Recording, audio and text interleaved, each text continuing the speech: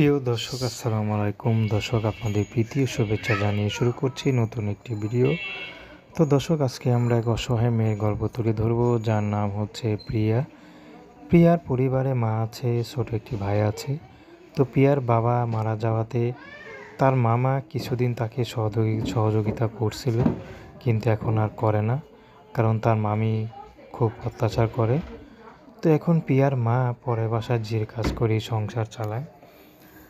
তো প্রিয়াকে জিজ্ঞেস করা হয়েছিল, আপনি তো নতুন জামা পরে আসেন, এটা কোথায় পেলেন? আপনি যদি অসহায় গরিব হয়ে থাকেন।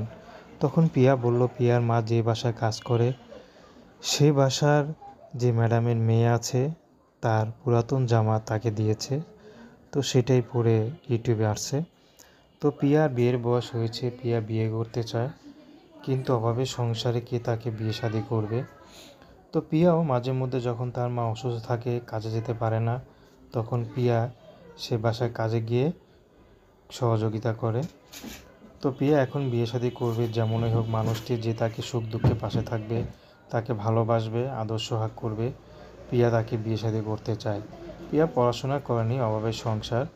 তো যে পুরুষটি পড়াশোনা যায় না, অল্প পড়া, তেমন পুরুষ পেলেও হবে। তো প্রেম ভালোবাসা, সাহায্য সহযোগিতা, বিয়ে শাদী করা একান্ত আপনাদের ব্যক্তিগত ব্যাপার। আসুন আমরা ৫ ওয়াক্ত নামাজ পড়ি।